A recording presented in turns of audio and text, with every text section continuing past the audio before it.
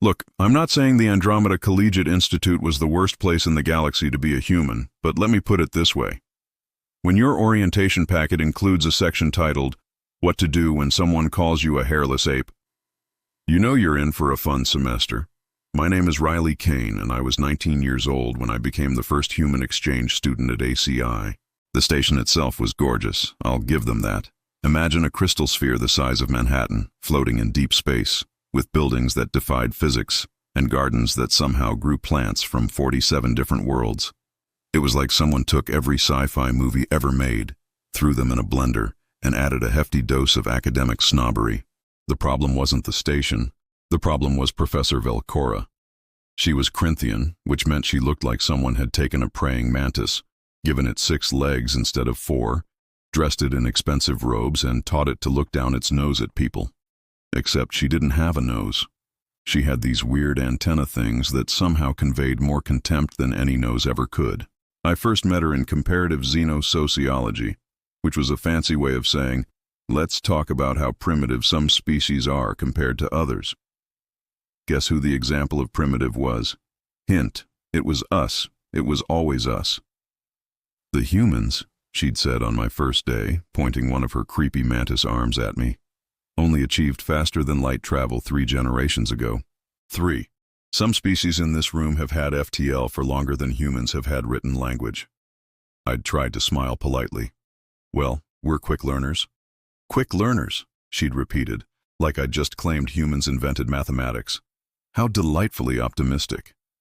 That was 3 months ago. 3 months of snide comments, casual dismissals, and being used as the punchline in every lecture. I'd mostly learned to ignore it. I had friends, sort of. There was Torque, a Brellan who worked maintenance on the station. He had 4 arms, 3 eyes, and the most deadpan sense of humor I'd ever encountered. We'd bonded over the fact that nobody took either of us seriously. She hates you because you're human, Torque had said, using 2 arms to rewire a panel while the other 2 held his lunch. She hates me because I fix toilets. We're basically the same. That's weirdly comforting, I'd replied. Everything changed on a Tuesday. Well, the Galactic standard equivalent of Tuesday. The calendar thing still confused me. I was walking through the main commons heading to the library when I saw the crowd. About 200 students clustered around the central holo display, which was showing some kind of announcement. I pushed through, curious. The hologram showed a glittering arena with the words Xenohistory Championship floating above it. Oh no, I muttered. Oh yes, said a familiar, clicking voice behind me. I turned. Professor Vel'kora loomed over me, all 6 legs planted in what I was pretty sure was her version of a power stance. Miss Kane, she said, her translator making her voice sound like wind chimes made of knives. How fortuitous. I was just looking for you. Were you? I said flatly. Indeed. You see, the Xenohistory Championship is open to all students. It's a test of knowledge about galactic history, spanning 50,000 years of civilization. Her antenna twitched in what might have been amusement. I think you should compete. The crowd had gone quiet. Everyone was watching now. Why would I do that? I asked, already knowing the answer. To prove that humans belong here, of course, she said sweetly. Or to prove that you don't. Either way, it should be educational. I could feel every eye on me. This was a trap, a very public trap. If I said no, I looked like a coward. If I said yes, I'd probably humiliate myself, and by extension, all of humanity, in front of the entire station. Torque appeared at my elbow. Don't do it, he whispered urgently with his lower left arm. I looked at Professor Vel'kora's smug face. I looked at the crowd of alien students, most of whom were already smirking. Sure, I said. Why not? The professor's antenna quivered with what was definitely pleasure. Excellent. The competition is in 1 week. Do try to study. She glided away and the crowd dispersed, already gossiping. Torque grabbed my shoulder with 1 arm. Are you insane? Probably, I admitted. But I'm definitely stubborn. That's the human battle cry, isn't it? Probably, and stubborn. He sighed with all 3 of his respiratory systems. Come on, if you're doing this, we need to start preparing. And by preparing, I mean, I need to explain to you exactly how badly you're about to embarrass yourself.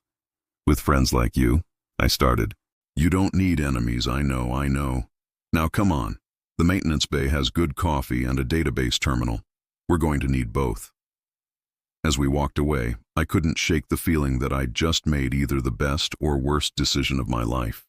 Spoiler alert, it was definitely one of those. The maintenance bay smelled like recycled air and energy lubricant, which sounds worse than it actually was. Torque had set up a surprisingly cozy corner with salvaged furniture and a coffee maker he'd built from spare parts.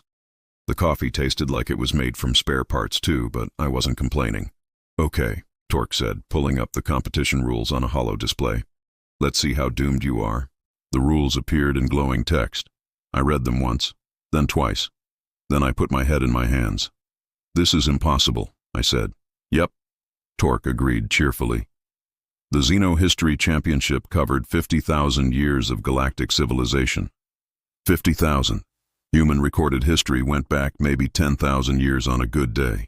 The questions would cover everything from ancient wars to cultural movements to economic policies of civilizations that had risen and fallen before Earth even had multicellular life. Who even remembers this stuff? I asked. People who spend their whole lives studying it, Torque said. Which brings us to your competition. He pulled up profiles of the other contestants. There were 6 of them. First was Zinthara, a mind-weaver who looked like someone had stretched a really judgy octopus into a vaguely humanoid shape. Mind-weavers were telepathic and had perfect memory. Great. Next was Krog, a Vorthon with 6 eyes arranged in a circle around his head, and a reputation for being the most boring historian in 3 sectors. His hobbies included memorizing star charts and alphabetizing his book collection by author's planet of origin. The others were similarly terrifying. A crystalline entity that stored information in its molecular structure. A hive mind that was technically 300 organisms sharing one consciousness. 2 others I couldn't even pronounce the species names of. And then there's you, Torque said. Homo sapiens. Known for inventing reality television and nuclear weapons in the same century. We're complex, I said defensively.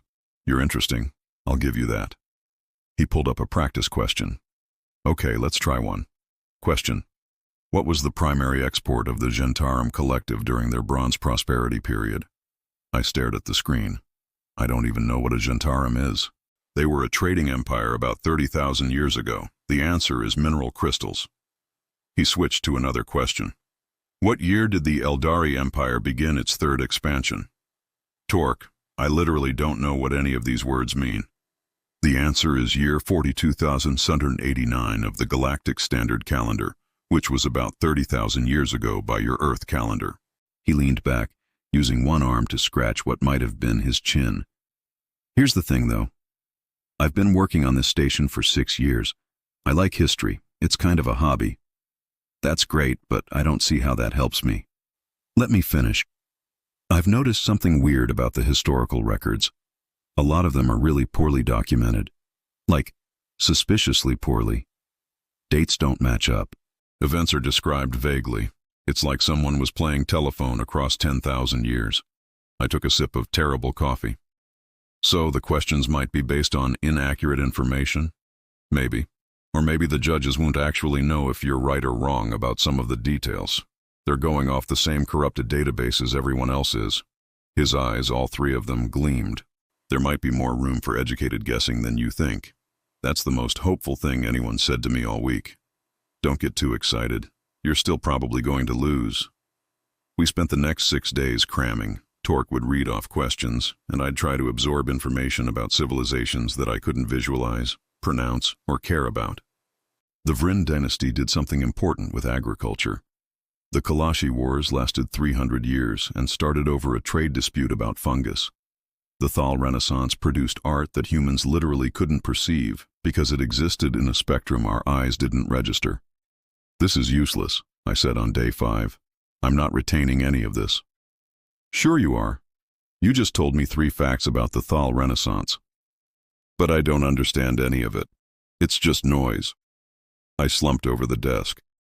Maybe I should just not show up. And let Vel'kora win. Come on, Riley. You're human. You're supposed to be all inspirational and stubborn and stuff. That's a stereotype. Based on what I've seen from you, it's a pretty accurate one. He poked me with one arm. Look, maybe you won't win. Probably you won't win. But you can at least make it interesting. Show them humans don't give up. Great, I'll be a symbolic failure instead of a regular failure. That's the spirit. On day 6, Torque showed me the arena. It was in the station's central hub, a massive amphitheater that could hold 5,000 spectators.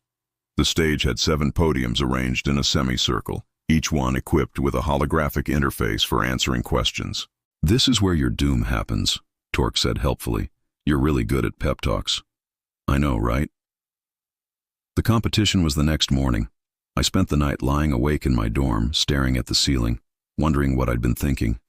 Through the window I could see Earth in the distance, a tiny blue dot. My grandpa was down there somewhere, probably asleep, definitely not knowing his granddaughter was about to humiliate the entire species on a galactic stage. Grandpa had been a history professor, military history specifically. He used to tell me stories about World War II, about strategies and battles and the human cost of conflict. History isn't dates and names, he'd always said. It's people making decisions, usually bad ones, and living with the consequences. I wondered what he'd say if he knew where I was. Probably something like, "Well, kiddo, you got yourself into this mess. Might as well see it through." Yeah, that sounded like Grandpa. I rolled over and tried to sleep. Tomorrow was going to be a disaster, but at least it would be an interesting disaster. That's what I thought anyway. I had no idea. The arena was packed. And I mean packed. 5,000 aliens of 47 different species, all crammed into seats that probably weren't designed for some of their body types, all there to watch what was essentially academic gladiator combat. The noise was incredible. This weird mixture of clicks, whistles, hums, and sounds that probably violated several physics laws. I stood backstage with the other contestants. Nobody was talking to me. Zinthara the Mindweaver was doing some kind of meditation thing that made the air around her shimmer. Krog the Vorthon was reviewing notes on a data pad with all 6 eyes. The crystalline entity was just standing there, being crystalline and intimidating. Torque appeared next to me, somehow having snuck backstage. "How are you feeling?" "Like I'm about to throw up in front of 5,000 aliens." "Don't do that. It would be really hard to clean up." He paused. "Actually, I'd probably be the one who has to clean it up. So seriously, don't." "I'll try my best. That's all anyone can ask." "Well, that and for you to not completely embarrass your species, but let's take it one step at a time." A chime sounded. An announcer's voice boomed through the arena in 3 different languages simultaneously, which was as weird as it sounds. The competitors were being called to the stage. "This is it," I said. "Remember," Torque said quietly, "just try to make it interesting. That's all." I walked out onto the stage. The crowd noise somehow got louder. I could see Professor Vel'kora in the front row, her antenna practically vibrating with anticipation. Next to her were other faculty members, all looking various shades of amused or curious. We took our places at the podiums. Mine was on the far right. The holographic interface activated in front of me, showing my name and Earth's flag, which looked hilariously primitive next to everyone else's elaborate planetary symbols. The host was a Mythilian, which meant he looked like a floating jellyfish made of light. His translator gave him a voice like a game show host from the 1970s, which was probably not intentional but definitely added to the surreal nature of this whole situation. "Welcome, beings of all civilizations, to the 447th Xenohistory Championship," he announced. The crowd cheered. "Today, 7 contestants will test their knowledge of our great galactic past. Only one will claim the title of Xenohistory Champion." More cheering. I noticed a lot of the crowd was watching me specifically. Great. Round 1 consists of 20 questions, ranging from basic to intermediate difficulty. Contestants, activate your interfaces. First question. A hologram appeared above the stage, showing some kind of ancient artifact. It looked like a metallic squid having an identity crisis. Question 1. This artifact is from which ancient civilization? Buttons appeared on my interface with 4 options. I had no idea. None whatsoever. I picked the one that sounded coolest. The Vryn dynasty. Correct answers from 6 contestants, the host announced. My screen flashed red. Wrong, of course. The questions continued. I got maybe 3 out of 20 right, and those were pure guesses. The other contestants were doing much better. Xenohistory got every single one correct, which was just showing off. Krog missed one and looked personally offended by his own failure. Round 2, the host announced. Advanced questions, higher point values. This is where things started getting weird. The hologram shifted to show a star chart. It displayed a section of space with several systems highlighted. Question 21. These systems represent the extent of the Eldari Empire at the end of its second expansion. In what year did the third expansion begin? And what was its primary objective? I stared at the star chart. Something about it looked familiar, but I couldn't place why. Torque, somehow still backstage where I could just barely see him, made a weird gesture with one of his arms. He looked excited about something. I typed in a random answer. Year 42,789. Objective, territorial acquisition of resource-rich systems. Correct. My screen flashed green. Okay, lucky guess.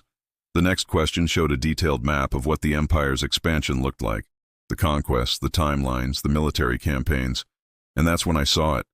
The pattern, the way the expansion moved, the specific systems targeted. The timeline. Question 22. The Eldari Empire's third expansion encountered significant resistance at this system. A star system highlighted on the map. What strategy did they employ to overcome the defenses? I looked at the map, really looked at it, and my blood ran cold. Because I recognized it, not the stars, not the systems, but the pattern, the strategy, the way the forces moved. This wasn't alien history. This was World War II. The Eldari Empire's third expansion wasn't some ancient alien conflict. It was the European theater. That system they were asking about. That was France. The strategy they wanted. The Blitzkrieg. I stood there, frozen, staring at my interface. Miss Kane? The host prompted. Do you have an answer? Slowly, carefully, I typed it in. Not the alien terms, the human ones, translated into their context. A rapid mechanized assault utilizing combined arms doctrine, overwhelming defense through speed and coordination. My screen flashed green. Correct. In the front row, Professor Vel'kora's antenna twitched. She was watching me now, really watching me. The questions continued. Every single one about the Eldari Empire. Every single one matching battles, strategies, and campaigns from World War II. The invasion of the Western territories, the Eastern Front, the island-hopping campaign, the final assault on the Empire's heartland. And I knew all of them, because my grandpa had literally fought in this war. I started answering faster, more confidently. Each correct answer lit up my screen. The crowd was getting quieter, sensing something unusual was happening. Xenohistory got one wrong, then another. She was staring at me with all her weird octopus eyes, clearly confused about how the human was suddenly dominating the ancient history section. Krog's 6 eyes were blinking in different patterns, which I think meant he was stressed. By the end of round 3, I was in second place. By the end of round 4, I was tied for first. Professor Vel'kora stood up from her seat. Even from the stage, I could see her antennae were rigid with confusion or anger, or both. The host seemed delighted. What an unexpected development. Our human contestant is showing remarkable knowledge of the Eldari period. Round 5 will focus exclusively on the final campaigns of the Empire. Contestants, prepare yourselves. Torque caught my eye from backstage. He wasn't smiling, but all 3 of his eyes were wide. He made a gesture that clearly meant, "What is happening?" I had no idea how to explain it to him. I barely understood it myself. But I knew one thing for certain. This competition had just gotten very, very interesting. The 5th round started with a hologram that made my stomach drop. It showed a massive military campaign, forces converging on a heavily fortified position from multiple directions, naval units, air support, ground assault. Question 41. The Eldari Empire's final offensive against the fortress world of Normandax is considered their most ambitious amphibious operation. Describe the 3-phase assault plan and the key to its success. Normandax. Normandy. They were asking me about D-Day. I glanced at Professor Vel'kora. She was leaning forward, antenna quivering. This was her specialty. Her entire academic career was built on studying the Eldari Empire. She'd written 17 papers on their military doctrine.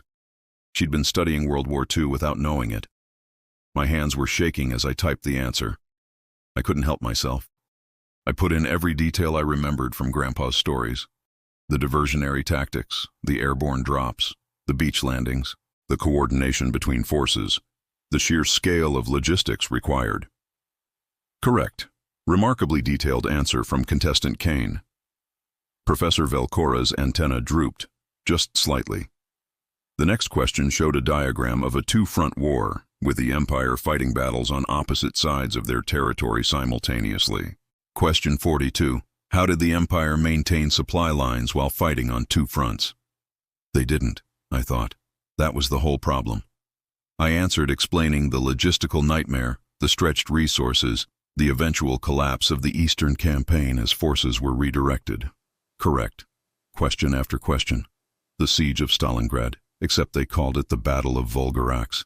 The bombing campaigns, the submarine warfare, the code-breaking, every major event of World War II, just with alien names slapped on top. And then came the question that confirmed everything. Question 48.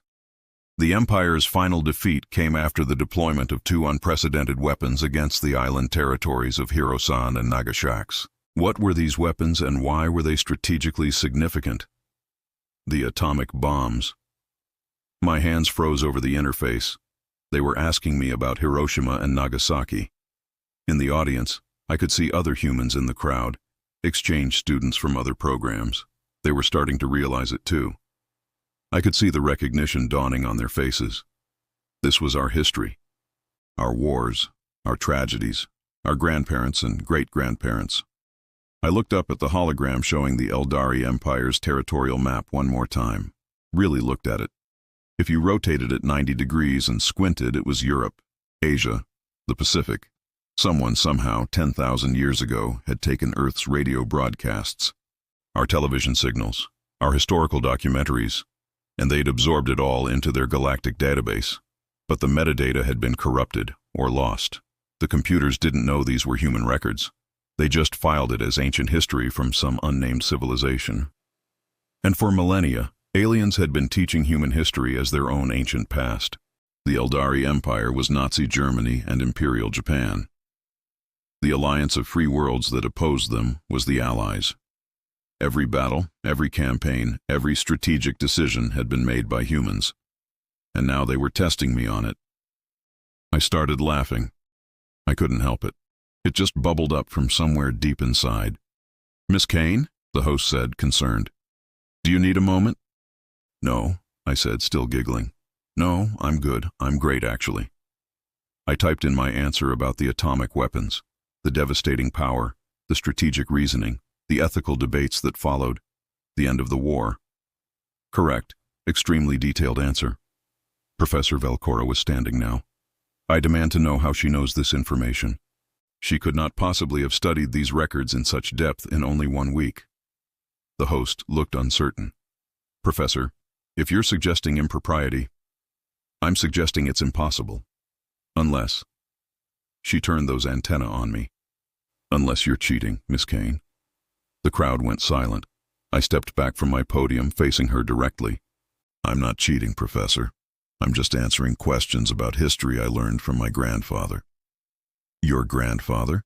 She clicked derisively. "Humans have barely had space travel for a century. What could your grandfather possibly know about events from 30,000 years ago?" "That's the thing, Professor." I gestured at the hologram still showing the Eldari Empire. "These events didn't happen 30,000 years ago." Her antenna went rigid. "What are you saying?" "I'm saying the Eldari Empire wasn't ancient aliens. It was us. It was humans. Every battle you've been asking about, every campaign, every strategy, it all happened on Earth between 1939 and 1945 by our calendar." The arena erupted in chaos. Aliens shouting in 47 different languages, the host trying to restore order, the other contestants looking confused and alarmed. Professor Vel'kora's voice cut through the noise. That is absurd. The historical records clearly date these events to about 10,000 years ago, yeah. But here's the question, Professor. How good are those records? How many times have they been copied, translated, corrupted? Torque walked onto the stage. Nobody stopped him. Everyone was too shocked. She's right, he said quietly. I've been trying to tell people for years. The Eldari records don't match up with other civilizations from that time period. The language patterns are weird. The technology doesn't fit, but nobody listens to a maintenance worker. An academic in the front row stood up. She was Brevnari, looked like a crystal tree. If this is true, it would mean our entire understanding of that historical period is wrong. It would mean my dissertation is about humans, not the lost Eldari. Welcome to my world, I said. Imagine how I feel. You've been teaching my grandpa's war as ancient alien history. Professor Vel'kora was shaking. This is impossible. I've spent 40 years studying the Eldari Empire.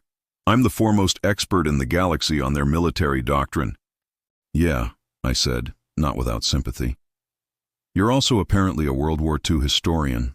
Congratulations, I guess. The host was frantically trying to communicate with someone off stage. We need to verify this. Pull the original source files for the Eldari records. Check the metadata timestamps. It took 20 minutes. 20 very awkward minutes of 5,000 aliens arguing while I stood on stage, feeling like I'd just accidentally kicked over the galaxy's most important anthill. Finally, the host's voice boomed out again. We have checked the source files. The metadata indicates the records were absorbed from intercepted broadcasts approximately 10,000 years ago. The origin point. He paused. The origin point is listed as Sol System, Earth. The silence was deafening. So, I said into that silence, do I win? Or what? Nobody seemed to know what to do. The host was consulting frantically with officials off stage. The other contestants were either staring at me or staring at their own interfaces, probably questioning their entire academic careers. Professor Vel'kora had sat back down and appeared to be having some kind of existential crisis, which would have been more satisfying if I didn't kind of feel bad for her. Torque leaned in close. You realize you just broke galactic academia, right? It's been a weird day. The host returned to center stage. After consultation with the judges, we have decided to continue the competition. The historical validity of the records does not change the fact that they are the records we have. The final round will proceed as planned. That seems like a bad idea, I muttered. Final round, the host announced. 5 questions, maximum difficulty. These will cover the most obscure and debated aspects of Eldari history. Human history, I corrected loudly. Yes, that. Contestants, prepare yourselves. Xanthera was staring at me with what I think was respect. It was hard to tell with the telepathic octopus thing. Krog just looked depressed, which was fair. Imagine spending your whole life memorizing facts only to discover you've been studying the wrong civilization the entire time. Question 49. The Eldari Empire's final campaign before their collapse involved a desperate 3-pronged offensive through the Ardenian sector during the winter cycle. Describe the strategy and why it ultimately failed. The Battle of the Bulge. Grandpa had been there. He'd told me about it on a cold Christmas when I was 12, sitting by the fireplace, his voice distant and sad. I didn't just type an answer, I spoke it out loud, letting everyone hear. It was called the Battle of the Bulge, December 1944. The German forces, that's what the Eldari were, they launched a surprise offensive through the Ardennes forest. They called it Operation Watch on the Rhine. It was Hitler's last gamble. The Emperor's last gamble. They hoped to split the Allied forces, that's the opposition, capture the port of Antwerp, and force a negotiated peace. The arena was silent. Everyone was listening. It failed because of the soldiers on the ground. Regular people who held positions they weren't supposed to be able to hold. The 101st Airborne at Bastogne, surrounded and outnumbered, refusing to surrender. My grandfather was there, a kid from Iowa who'd never seen snow like that before. He told me about how they ran out of ammunition, out of medical supplies, out of food, but they didn't run out of stubbornness. I looked directly at Professor Vel'kora. That's the thing about human history, Professor. It's not about grand strategies and perfect tactics. It's about people making impossible choices in terrible situations. Your Eldari Empire? That was us at our worst and our best, all mixed together. My interface flashed green. Correct. But more importantly, nobody was arguing about the source anymore. Question 50. After the Empire's defeat, what tribunal was established to prosecute military leaders, and what legal precedent did it set? The Nuremberg trials, I said immediately. They established that following orders wasn't an excuse for atrocities, that there are some lines you don't cross, no matter what your government tells you. It was messy and imperfect and probably didn't go far enough, but it was humans trying to create justice after the most unjust war we'd ever fought. Another correct answer.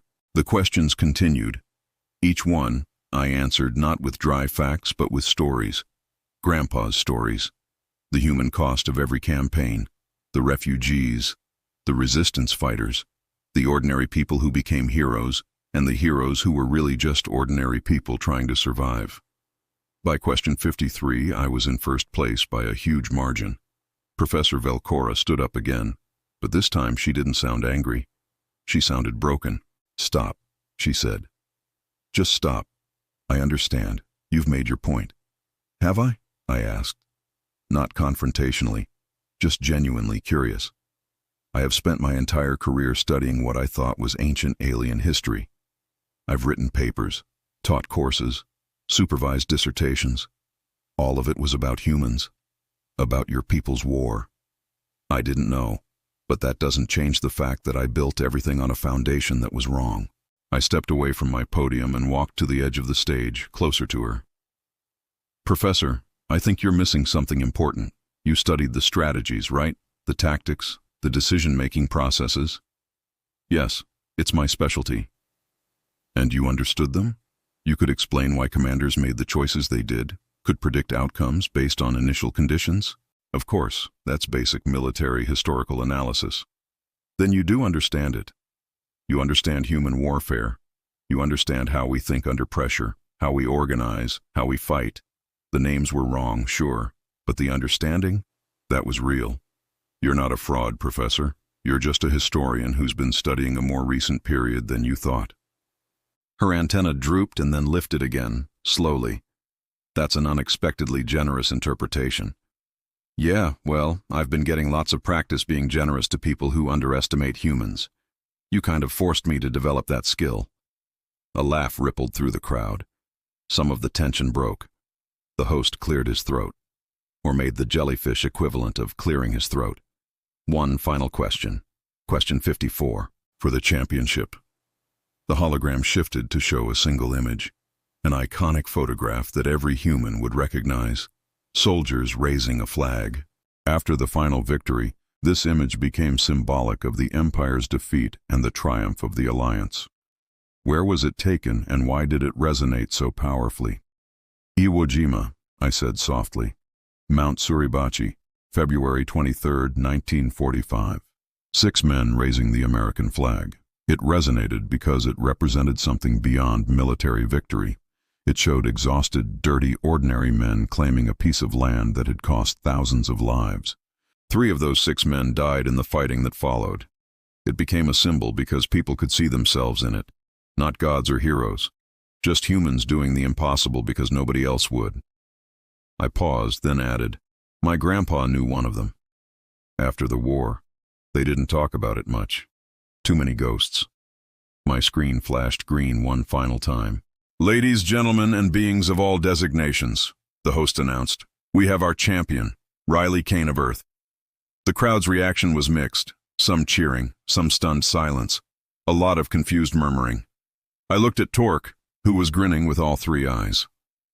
So, I said to the arena at large, anyone want to ask me about ancient Rome next? Because I'm pretty sure you've been teaching that as alien history too. The arena didn't empty right away. Instead, it turned into the galaxy's most chaotic academic conference. Professors were pulling up historical records on datapads. Students were arguing about implications. Someone started a presentation about how the Gentarum Collective's government structure was suspiciously similar to the Han Dynasty. which meant, yes, we had accidentally exported more than just World War II. I sat on the edge of the stage, trophy next to me. It was a crystalline thing that displayed holographic text in 12 languages, all of which said Xenohistory Champion, and my name. Seemed a bit ironic now. Professor Vel'kora approached slowly. Her antennae were in what I'd learned was a neutral position. "Miss Kane, may I sit?" "It's your station, Professor." She settled her 6 legs in a way that looked uncomfortable, but was probably normal for her species. "I owe you an apology. Multiple apologies, in fact." "You really don't have to." "I do. I treated you poorly from the moment you arrived. I dismissed your species as primitive. Your presence here is a token on every count." I picked at the edge of the stage. "You weren't entirely wrong. I did memorize a lot of propaganda. That's kind of what history education is, isn't it? Every civilization teaches their version of events." "Perhaps. But you also demonstrated something I've spent 3 centuries studying and never quite understood." She gestured toward the still arguing crowd. "The self-awareness to recognize it. Do you know what the most dangerous historians in the galaxy are, Miss Kane? The ones who think they're objective?" "Precisely." Her antenna tilted in what might have been approval. "Every species here studies everyone else's history. We pride ourselves on our external perspective. But you've been studying your own, living inside it. That's infinitely more difficult, and infinitely more valuable." A crystalline student rolled past, still muttering about trade route analyses. "So what happens now?" I asked. "Do I get deported for breaking the Prime Directive or whatever?" Vel'kora made a sound like wind chimes laughing. "Miss Kane, there is no Prime Directive. That's a human fiction. We have the preservation protocols, which you haven't violated because Earth was already part of the galactic community when you arrived. We simply choose not to make contact with pre-FTL species, usually. Usually, there are exceptions, appeals, special circumstances." She stood, brushing cosmic dust from her teaching robes. "The Council of Developmental Oversight meets quarterly. Someone would need to present a case for Earth's early integration, documentation of your species' readiness, evidence that contact would be mutually beneficial rather than catastrophic." She said it casually, but her antennae were practically vibrating. "You're asking me to testify to let humanity into space early. I'm saying that someone who just won the Xenohistory competition while simultaneously forcing the entire academic community to reconsider their fundamental assumptions about historical education and cultural development, such a person might have insights worth sharing." 3 months later, I stood in front of the Council of Developmental Oversight. 13 species, each more intimidating than the last. The crystallines projected images of Earth's nuclear arsenal. The Gentarum showed graphs of our warfare frequency. Someone had helpfully included footage from reality television, which honestly wasn't helping our case. "Miss Kane," said the council chair, a being that looked like geometry had become sentient, "your species is violent, irrational, and has nearly destroyed itself approximately 17 times in the last century alone. Why should we intervene?" I thought about Professor Chen, my high school history teacher, who'd told us that history wasn't about memorizing dates. It was about understanding why people made the choices they did. "Because we know," I said simply. "That's the difference." Every species in this room did terrible things on their way to the stars. The crystallines had the resonance wars. The Vel'thari had the purge of dissent. The Gentarim, sorry, but you guys literally ate the previous intelligent species on your planet. Uncomfortable shifting throughout the chamber. "But none of you remember it the way we remember ours. Your atrocities are ancient history, filtered through time and comfortable distance. We're still living in ours. World War II ended 80 years ago. My grandparents' generation. The Cold War just ended. Yugoslavia was in the 90s. We have veterans alive who can tell you exactly what it felt like to drop the bomb, to storm the beach, to watch the towers fall." I pulled up my own holopad, showing images I'd carefully selected. "We make movies about our worst moments. We build museums to our failures. We teach our children in excruciating detail exactly how we almost destroyed everything. Not because we're proud of it, but because we're terrified of doing it again. The crystalline representative vibrated skeptically.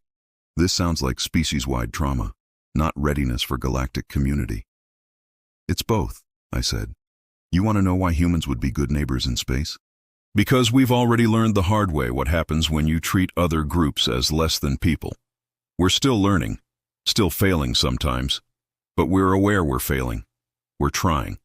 Most of your species didn't get that awareness until after you'd already colonized half your solar system and had to learn not to genocide each other on a galactic scale. I took a breath. This was the risky part.